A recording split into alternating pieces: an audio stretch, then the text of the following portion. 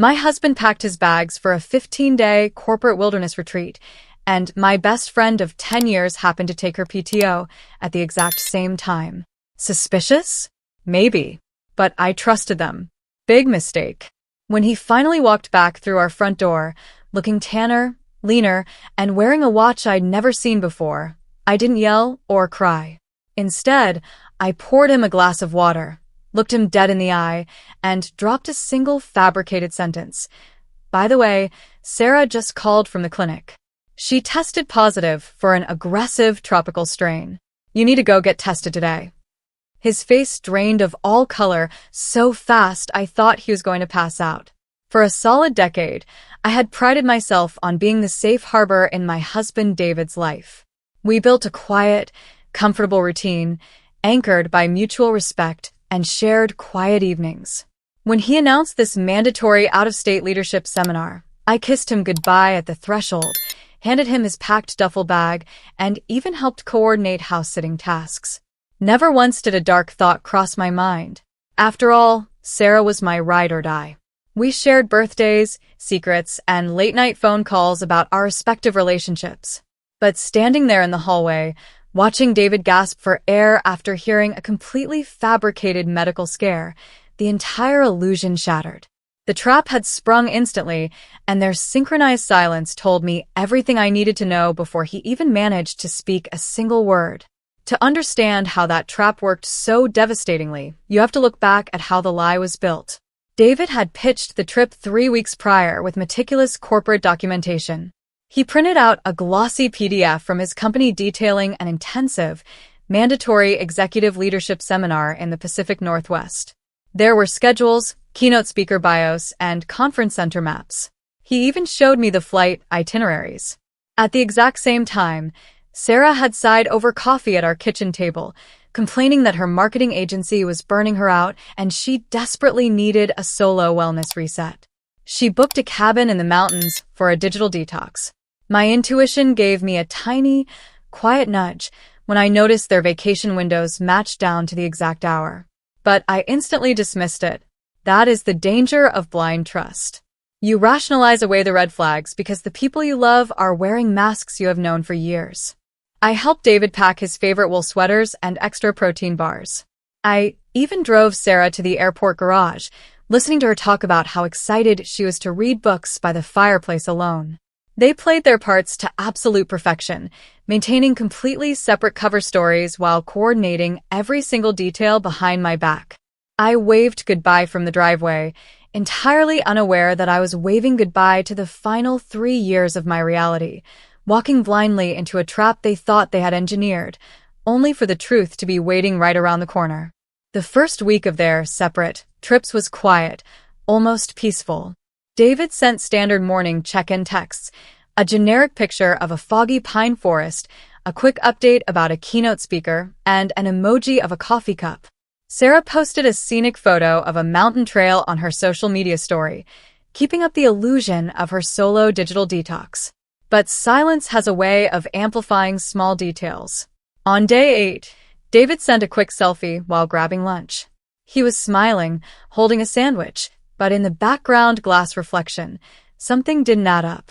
Instead of a rustic mountain lodge or a conference center cafeteria, the reflection showed high-end modern architecture, bright blue ocean water, and towering palm trees. Pacific Northwest pines didn't look like tropical palms. My heart did a strange, heavy drop in my chest. A cold wave of suspicion washed over me. Without overthinking it, I logged into our shared banking app and pulled up our credit card statement. My hands trembled as I scanned the recent transactions. There were no charges for mountain cabin rentals or local coffee shops in Washington. Instead, I saw a string of luxury resort charges, expensive beachside dinners, and car rentals, all located in Cabo San Lucas. Thousands of miles away from their stated destinations, they were sharing a paradise paid for by joint funds. The grief didn't hit me immediately. Instead, a chilling clarity took over. They hadn't gone on separate trips to find themselves.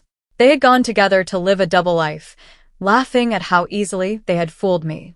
The final days of the trip dragged by like an anchor dragging across the ocean floor. Every text message David sent felt heavy with deception. Every casual "miss you," a calculated performance. I didn't confront him over the phone. I didn't blow up his digital life with angry paragraphs or panicked late-night calls. I channeled every ounce of my shaking shock into absolute, freezing silence. I needed to see him face to face. I needed to watch his eyes when the house of cards finally collapsed around him. On the 15th day, the day of his scheduled return, I prepared the stage. I cleaned our home from top to bottom, making everything spotless, normal, and deceivingly calm. I wanted the contrast between his guilty conscience and my chilling composure to be absolute. At precisely 5 p.m., headlights swept across the living room window. Car doors slammed. Footsteps echoed up the porch steps. Heavy, confident, entirely unaware. The front door unlocked, and the handle turned. David stepped into the entryway, juggling his duffel bag and a heavy leather duffel I hadn't seen before. He looked tanner, leaner, and rested in a way no corporate leadership seminar could ever manage. On his wrist flashed a sleek luxury watch catching the afternoon light, something he definitely hadn't packed 2 weeks ago.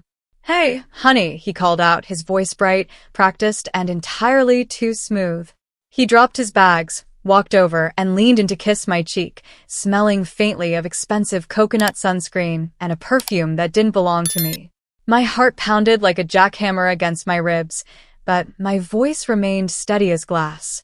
I looked right past him, took a slow breath, and decided to launch the psychological trap. No tears. No screaming matches. Just a single sentence designed to shatter his entire universe in a fraction of a second.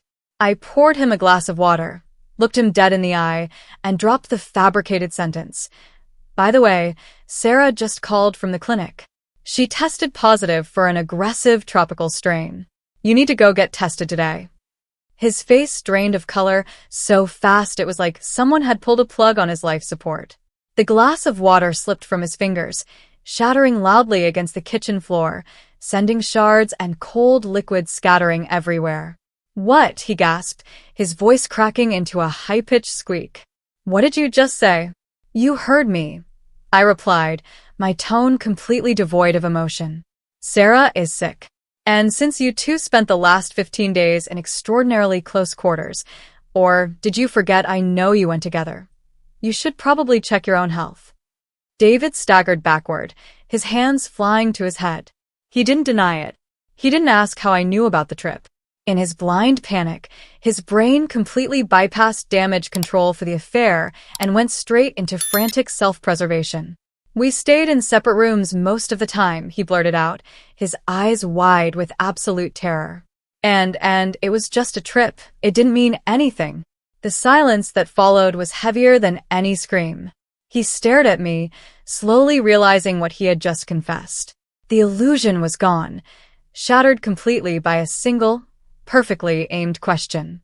While David stood there trembling, desperately trying to swallow his own panicked confession, a cold wave of absolute clarity washed over me.